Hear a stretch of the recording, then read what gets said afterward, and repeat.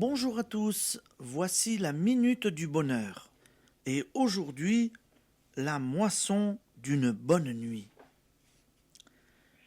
Vous savez maintenant vous endormir dans la paix et faire appel à votre moi réel et parfait.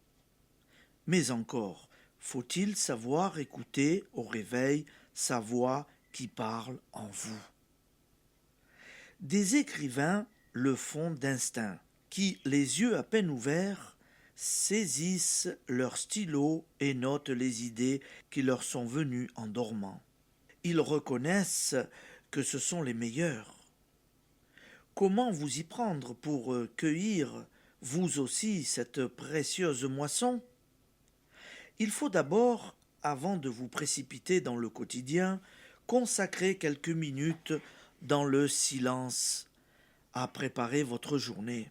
Les croyants ont la prière, mais elle n'est malheureusement que machinale dans bien des cas. La plupart des gens se comportent plus raisonnablement envers les objets qu'envers eux-mêmes. La ménagère remet sa maison en ordre, sous peine de pouvoir de toute la journée s'y retrouver.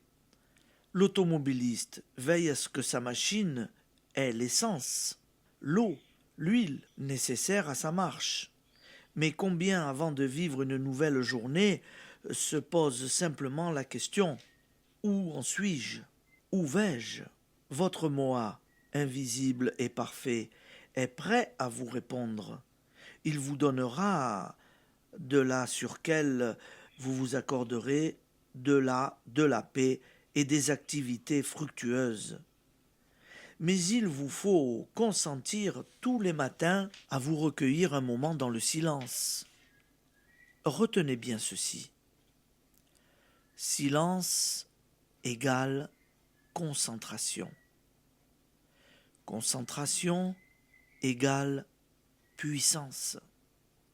Nos forces essentielles émanent du plus profond de nous-mêmes, de l'esprit qui est en nous.